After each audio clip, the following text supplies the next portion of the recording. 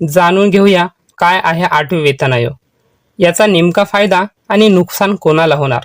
तर 8वे वेतन आयोग हा केंद्र सरकारच्या कर्मचारी आणि पेन्शन धारकासाठी त्यांच्या वेतन, भत्ते आणि निवृत्ती लाभामध्ये सुधारणा करण्यासाठी स्थापन केला जाणारा एक आयोग आहे।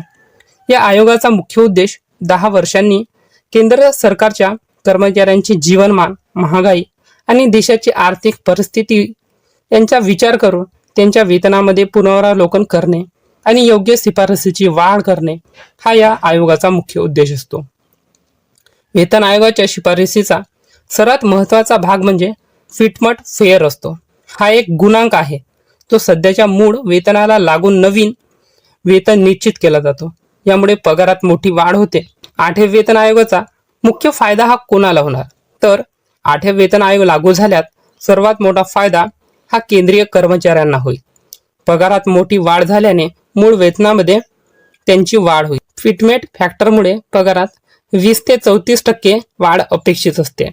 नवीन मूळ वेतनाच्या आधारे महागाई भत्ता, घरभाडे भत्ता, वाहतूक भत्ता इत्यादीमध्ये वाढ होण्याची शक्यता असते। चांगले वेतन मिळाल्याने सरकारी नोकरीचे आकर्षण वाढेल, ज्यामुळे प्रशासनात चांगले आणि प्रतिभावंत लोक येतील। वेतनात वाढ झाल्यामुळे कर्मचाऱ्यांच्या मनोबल आणि कार्यक्षमतेचा सकारात्मक बदल होण्याची अपेक्षा आहे।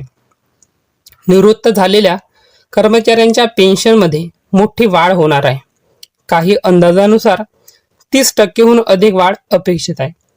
पेन्शनमध्ये वाढ झाल्याने त्यांच्या आर्थिक सुरक्षिततेबद्दल भर पडेल, ज्यामुळे वाढत्या महागाईत त्यांना दिलासा